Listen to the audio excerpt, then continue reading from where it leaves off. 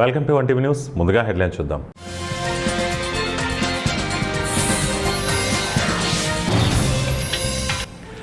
మహిళల కళలను చిదిమేశారు, విపక్షాలపై నిప్పులు చెరిగిన ప్రధాని మోదీ.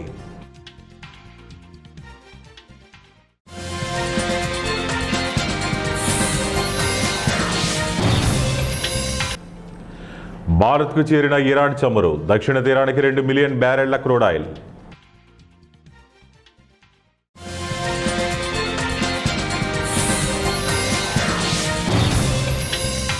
మోదీ తక్షణం రాజీనామా చేయండి, CPI control commission chairman Narayana. మహిళా సాధికారతపై తమ ప్రభుత్వం చిత్తశుద్ధితో ఉందని, మహిళా రిజర్వేషన్ల బిల్లు అమలుకు తాము కట్టుబడి ఉన్నామని ప్రధానమంత్రి నరేంద్ర మోడీ స్పష్టం చేశారు.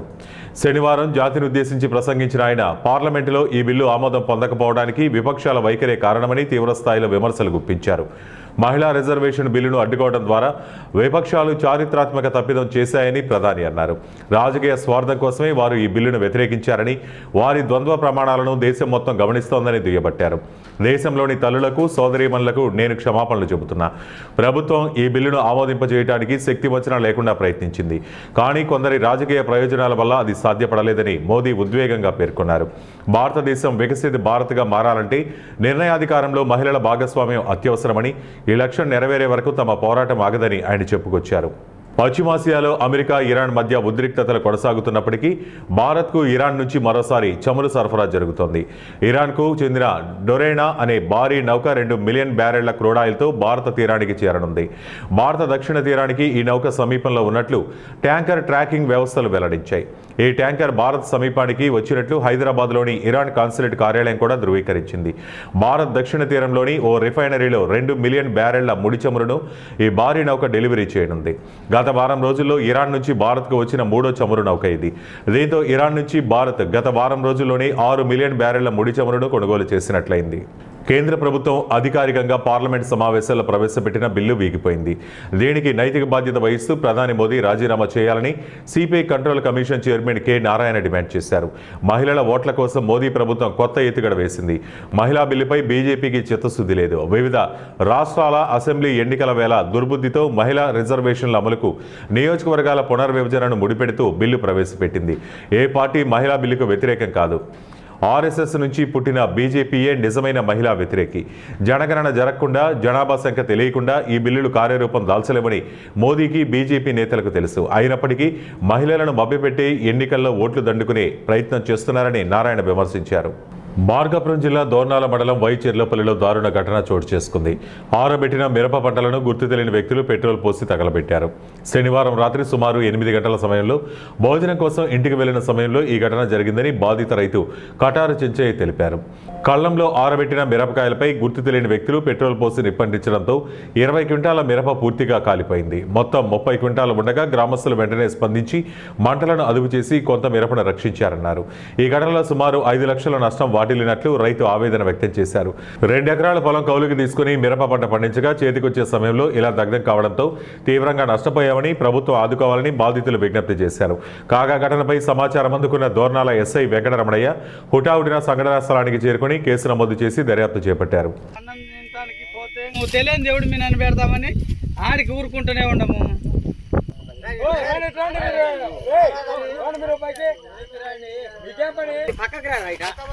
సార్ ఇంకా పెట్రోల్ చల్లి నిప్పు దిగేటరకు దగ్గుని లేచారు కా మనిషి. ఇంకా ఆ నుంచి ఏంది మంట ఒక్కసారి దగ్గుని లేచిందని చూసుకొని ఊర్లో జనానికి ఫోన్ చేసి వచ్చి ఏమో సార్ అది ఎంగడేసులు బిందె గ్లాసు దాంట్లోనే ఉందంట సార్. ఎవరు తెచ్చుకున్నాడు సార్. నేను చేయలో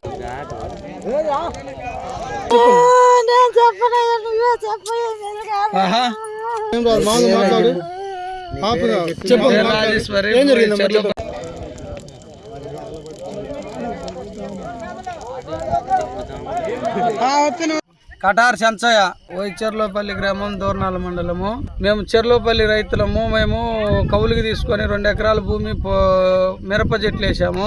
మా మిరప కోపించుకొని కళ్ళంలో కాయలు పోసుకుంటే ఎవరో తెలియని వాళ్ళు వచ్చి పెట్రోల్ పోసి తగలబెట్టారు. జనాలందరూ చూసి 8 గంటల వరకు చేలోనే ఉన్నాను. ఇంటికి పోయింది చూసి ఎవరో పెట్రోల్ తెచ్చి తగలబెట్టారు సార్.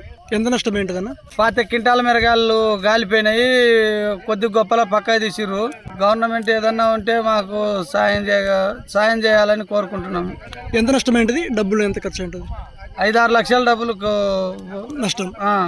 ఎప్పుడు జరిగిందని? ఇది 8:30 సార్. 8:30 గంట టైంలో నేను 8 దాకా చేలోనే ఉన్నా.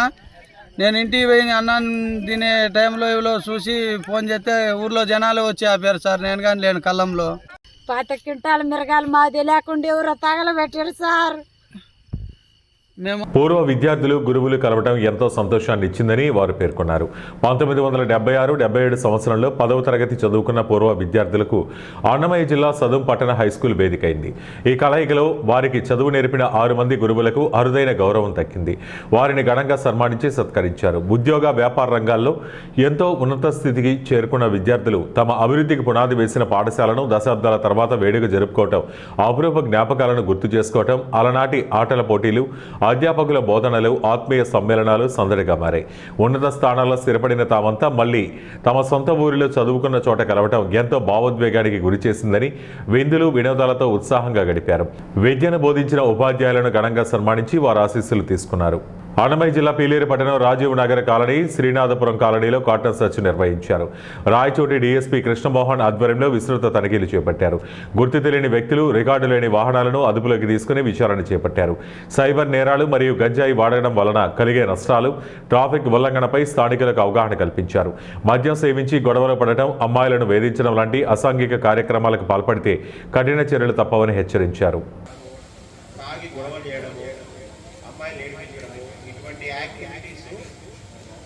ఉన్నాయి అని రాబడిన కొంత సమాచారం మేరకు ఈ ఏరియాలో కాటన్ సెర్చ్ దాదాపుగా 60 మంది పోలీసులతో మన గౌరవ అన్నమయ్య జిల్లా ఎస్పీ సార్ ఇన్స్ట్రక్షన్స్ మేరకు డిఎస్పీ రాయచూటి సార్ ఆధ్వర్యంలో మొత్తము ఇంతమంది పోలీసులు, పీలేరు, కరకిరి అంతా పోలీసులు కలిసి మన ఏరియాలో ఈరోజు నాకాబందీ అంటారు దీన్ని తెలుగులో. అంటే మొత్తం ప్రతి ఇండ్లు కూడా చెక్ చేస్తాం.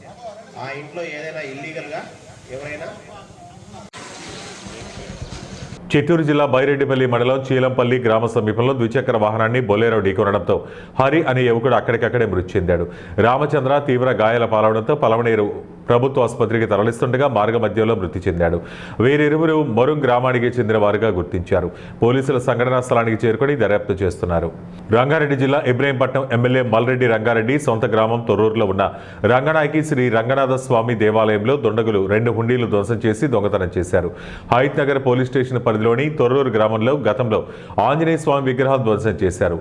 రాత్రి రంగనాయకి శ్రీ రంగనాథ స్వామి 2 హుండీలు ధ్వంసం చేసి డబ్బులు ఎత్తుకెళ్లారు. పగలగొట్టి డబ్బులు కాజేసిన ఒక హుండీ అక్కడే చెట్లలో దొరికింది. మరో హుండీ దొంగలు ఎత్తుకెళ్లారు. 45కి వచ్చాను. వస్తే అప్పటికి లాక్స్ లేవు, గ్రిల్లువి. సరే అని చూస్తే మొత్తం అంతా 2 తాళాలు లేవు. తర్వాత డోరు ఒక పక్కన కొట్టేసి ఉన్నది.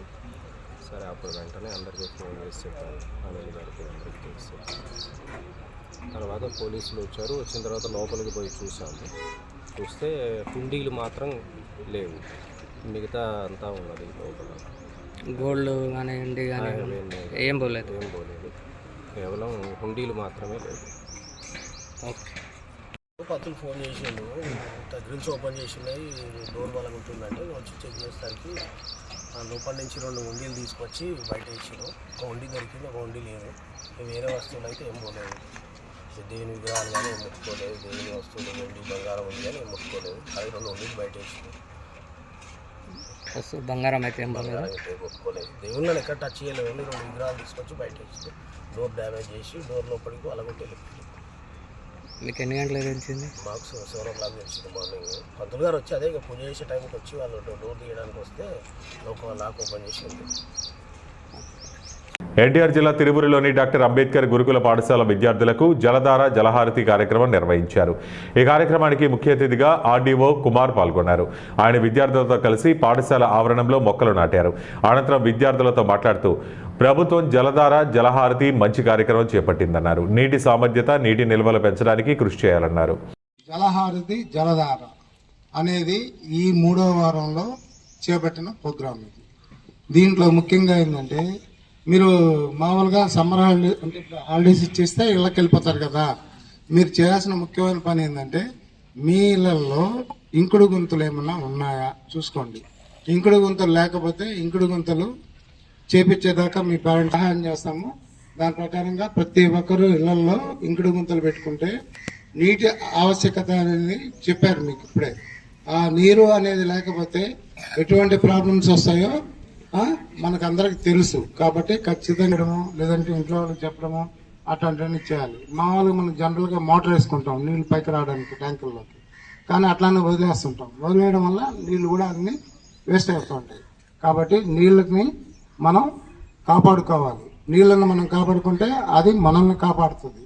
కాబట్టి మీరందరూ కూడా ఒక ప్రజ్ఞ చేయాలి. మాకు ఇప్పుడు లోకా ఫౌండేషన్ వారి ఆధ్వర్యంలో 28వ విద్యా విభాగం వార్షికోత్సవాన్ని ఘనంగా నిర్వహించారు. గత 27 ఏళ్లుగా వరదైపాలెం మరియు బుచ్చినాయుడు కండ్రిగ మండలాల్లో అనేక పాఠశాలలకు మౌలిక వసతులు కల్పించడంలో విద్యా అవసరాలను తీర్చేటటువంటి ఈ విద్యా వాలంటీర్ల నియామకంలో విశేష కృషి చేస్తూ పేద విద్యార్థులు చదువుతున్న ప్రభుత్వ బడుల బలోపేతానికి వరదాయినిగా లోకా ఫౌండేషన్ విశేష కృషి చేస్తోందని ఎస్ఐ మల్లికార్జున్ అన్నారు. పాఠశాలలకు ఏ అవసరం ఉన్నా మేమున్నామంటూ ముందుకు వచ్చి ఏ సహాయం కావాలన్నా చేయడానికి లోకా ఫౌండేషన్ ఎల్లప్పుడూ సిద్ధంగా ఉంటుందని కార్యక్రమంలో పాల్గొన్న విద్యాశాఖ అధికారులు పేర్కొన్నారు. ఒక బిడ్డకి చాలా ముఖ్యమైనది విద్య. ఏ బిడ్డకైతే లేదా ఏ వ్యక్తికైతే సరైనటువంటి విద్య ఉంటుందో ఆ వ్యక్తికి దానికి తోడుగా విలువలు, సంస్కారం కూడా తోడవుతుంది. ఈ మూడు కలిసినటువంటి వ్యక్తి తను ఏ స్థాయిలో ఉన్నా ఎక్కడున్నా కానీ తన జీవితాన్ని తను ఉన్నతంగా మలుచుకోగలడు అనేటువంటి ఒక దృఢ సంకల్పంతో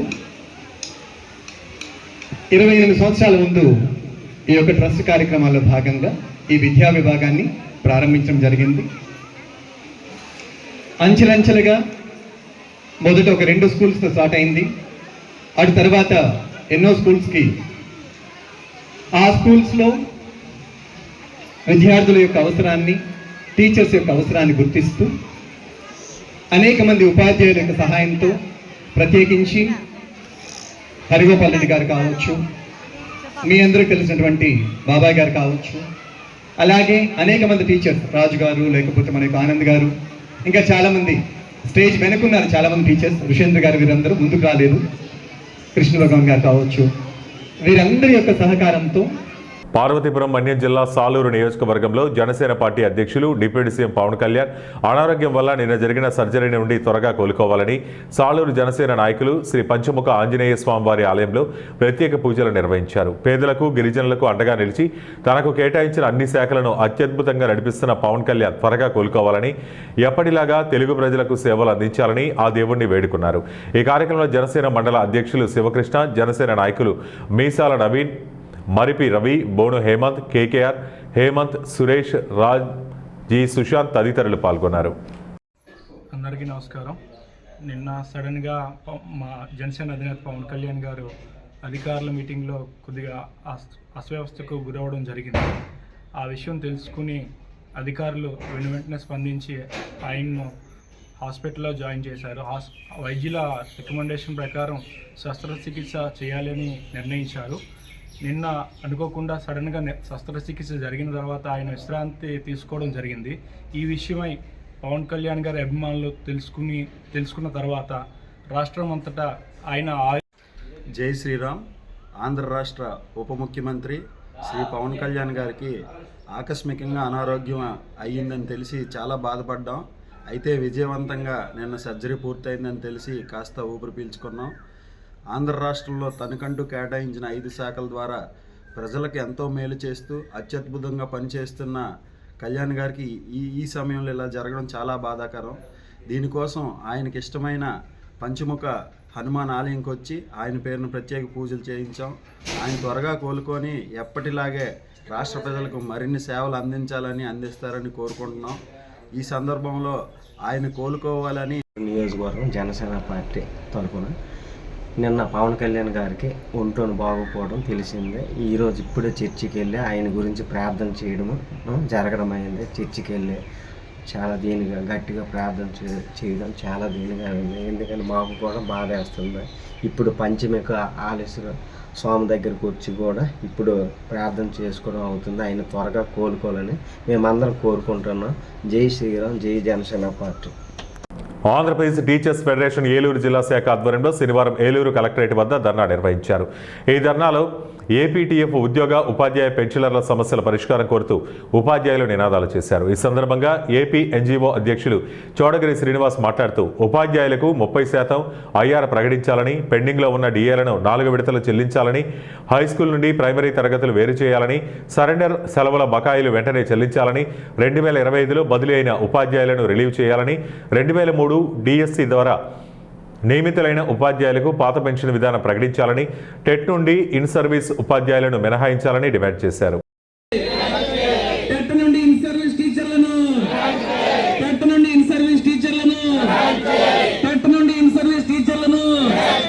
రద్దు చేయాలి సిపిఎస్ విధానాన్ని. 12వ పిఆర్సీ కమిషన్ వెంటనే 12వ పిఆర్సీ కమిషన్ వెంటనే 12వ పిఆర్సీ. ఇవాళ ఉద్యోగ ఉపాధ్యాయ కార్మిక పెన్షనర్ల యొక్క సమస్యల కోసం ఏపీ జేఏసీగా, ఏపీ ఎన్జీఓస్ అసోసియేషన్గా మరి ఆర్థిక శాఖ కార్యదర్శి, ఆర్థిక మంత్రి, ముఖ్యమంత్రి దగ్గరికి, మానవ వనరుల శాఖ మంత్రి లోకేష్ గారి దగ్గరికి అనేక పర్యాయాలు మరి తిరిగి మా డిమాండ్స్ కానీ అలాగే విద్యారంగం. కడప జిల్లా అట్లూరు మండలం కుంభగిరి పంచాయతీ పరిధిలో స్వర్ణాంధ్ర స్వచ్ఛాంధ్ర కార్యక్రమం ఘనంగా నిర్వహించారు. ఈ కార్యక్రమాన్ని స్థానిక నాయకుడు పాలకొండు రాజశేఖర రెడ్డి ఆధ్వర్యంలో చేపట్టారు. ఈ కార్యక్రమానికి ముఖ్య అతిథిగా బద్వేల ఆర్డీఓ చంద్రమోహన్ హాజరై మాట్లాడారు. అలాగే అట్లూరు ఎంపీడీఓ కూడా పాల్గొని ప్రభుత్వ పథకాలు ముఖ్యంగా P4 కార్యక్రమంపై అవగాహన కల్పించారు. గ్రామాల్లో పరిశుభ్రత ఎంత ముఖ్యమో ప్రతి ఒక్కరూ స్వచ్ఛతకు ప్రాధాన్యత ఇవ్వాలని అధికారులు సూచించారు. కార్యక్రమం అనంతరం గ్రామ ప్రజలకు, పాదచారులకు ఉపయోగపడే విధంగా టీడీపీ ఎన్ఆర్ఐ పాలకొండు రాజశేఖర రెడ్డి సొంత నిధులతో చలివేంద్రాన్ని ఏర్పాటు చేశారని, అలాగే అడవిలో ఉన్న మూగజీవాలకు తొట్టెలు ఏర్పాటు చేసి మంచినీరు ఏర్పాటు చేశారు.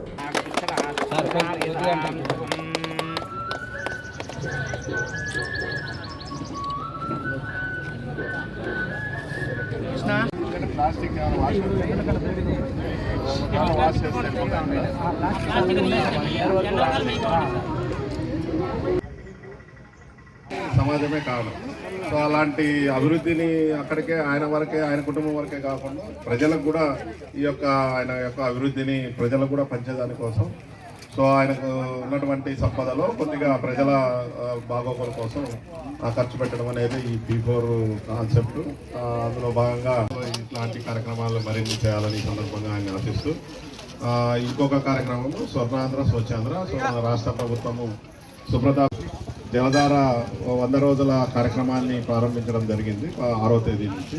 సో ఈ యొక్క కార్యక్రమం ఆల్రెడీ దిగ్విజయంగా నిర్వహిస్తున్నాం. సో ప్రతి ఊర్లో కూడా ఉన్నటువంటి చెరువులు కానీ, కుంటలు కానీ, కాలువలు కానీ మళ్ళీ మనకు వచ్చేటటువంటి వర్షాకాలంలో ఆ నీటిని బాగా సంరక్షించుకొని సో ఆ ప్రాంతంలో మ్యాక్సిమం యొక్క భూగర్భ జలాన్ని పెంచే ఉద్దేశంతో ఈ కార్యక్రమాన్ని చేశారు. సో అదే కాన్సెప్ట్తో ఈరోజు స్వర్ణాంధ్ర స్వచ్ఛాంధ్ర. సో మన ఉన్నటువంటి నీటి సంరక్షణ ఏవైతే ఉన్నాయో సోర్సెస్ వాటన్నిటిని, అంటే చెరువులు అయితేనేమి, బావులు అయితేనేమి, కాలువలు, వీటన్నిటినీ కూడా శుద్ధి చేసుకొని దాన్ని సంరక్షించుకోవాలి. దాని విధంగా మనకు అందరికీ కూడా చాలా ఆరోగ్యంగా ఉండే అవకాశం ఉంది. కాబట్టి ఈ యొక్క నీటి సంరక్షణ మీద అంటే మనం కూడా చాలా ఇంట్లో వాడుతుంటాం, పొలాల్లో వాడుతుంటాం, చాలా విలువైనది. సో ఆ వాటర్ని ఎవరు కూడా వృధా చేయకుండా సో మనకు వచ్చేటటువంటి వర్షాల కాలంలో కూడా నీటి వచ్చిన నీటిని మన ప్రాంతంలోనే, అంటే ఇంకుడు గుంతలు కానీ, చిన్న చిన్న చెరువులు, కుంటలు, చెక్ డ్యామ్స్, పర్కులేషన్ ట్యాంక్స్ ఇలాంటివి అభివృద్ధి చేసుకొని సో ఇక్కడ పడిన వర్షాన్ని ఇక్కడే ఇంకింపజేస్తే ఈ యొక్క ప్రాంతంలో భూగర్భ జలాలు పెంపొందుతాయి. దానివల్ల ప్రతి రైతు చాలా ఉపయోగం ఉంటుంది. అలాగే తాగునీటి ఎదురు కూడా ఉండదు. సో ఈ యొక్క 2 కార్యక్రమాలు ఈరోజు ఇక్కడ నిర్వహిస్తున్నాం. ఈ సందర్భంగా చేపట్టిన P4 కార్యక్రమం భాగంగా ఈరోజు అట్లూరు మండలం కుంభగిరి గ్రామంలో వేసవి దృష్ట్యా నేను అతను ఇద్దరు కలిసి రిఫ్రిజిరేటర్లు ప్లస్ ఆర్ఓ వాటరు మొత్తం 2 లక్షల రూపాయలు విలువ చేసి ఇక్కడ సమ్మర్ దృష్ట్యా భాగంగా ప్రజలు చాలా ఇబ్బంది పడుతున్నారు. ఇక్కడ అవన్నీ ఏర్పాటు చేసినాం మేము. ఇక్కడికి ముఖ్య అతిథిగా వచ్చిన మన RTO sir Chandramohan sir plus MPDO Vengamareddy sir ఇద్దరు ఇక్కడికి వచ్చి ఈరోజు మన P4 భాగంగా సార్ ఇక్కడికి వచ్చి విజయవంతంగా ఈ ప్రోగ్రాము సక్సెస్ చేసినారు. తర్వాత సాసా ప్రోగ్రాము అది కూడా బాగా సక్సెస్ చేసినారు. ఈరోజు P4 భాగంలో భాగంగా ఈరోజు స్వచ్ఛాంధ్ర స్వర్ణాంధ్ర ఆ ప్రోగ్రాము మేము ఇంతకుముందు ఒకసారి కూడా చేసినాము, విజయవంతంగా చేసినాము. ఈసూరు కూడా విజయవంతంగా చేసినాము. అదేవిధంగా ఇక్కడ సిద్ధవాటం రేంజ్ ఫారెస్ట్ ఆఫీసర్ 7 కిలోమీటర్ ఉంటుంది. ఇక్కడ జంతువులు చాలా ఎక్కువ ఉన్నాయి. దాన్ని దృష్టిలో పెట్టుకొని మేము ఇక్కడ ఒక 20 తొట్లు రోడ్డుకు ఆ పక్క ఈ పక్క 2 పక్కల నిర్మించి వాటికి 2 రోజులకు ఒకసారి రోజు 2 ట్యాంకర్లు నీళ్లు కూడా. వార్తలు ముగించే ముందు ముఖ్యాంశాలు మరోసారి.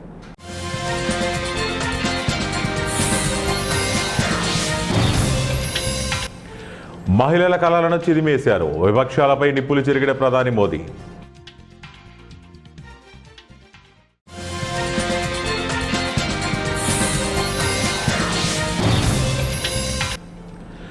భారత్కు చేరిన ఇరాన్ చమురు, దక్షిణ తీరానికి 2 మిలియన్ బ్యారెళ్ల క్రూడ్ ఆయిల్.